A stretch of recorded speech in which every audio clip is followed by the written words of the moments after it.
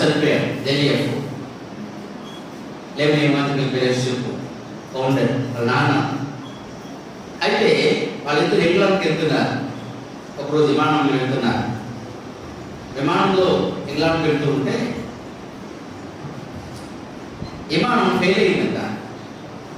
అంటే ఏదో అక్కడ పైలట్ ఉంటాడు, ఎదురు నడిపోయినా జాగ్రత్తగా ఉన్నాను, అసలు విషయం ఏమి చెప్పకుండా మీరు జాగ్రత్తగా మీరు అంతా సెట్ చేసుకుని చెప్పాడంట. అప్పుడు భార్య పక్కకి జరిగి ఇద్దరు భార్య భర్తలు ఇద్దరు పక్కకి జరిగి, అయ్యా ప్రార్థన చూసుకున్నామా అన్నదంట. అంటే ఒకవేళ అర్థం చేసుకుందామంటే అంటే దేవుడు చూసుకుంటాడు అంటాడంట. ఎప్పుడైతే ఆ మాట అన్నాడో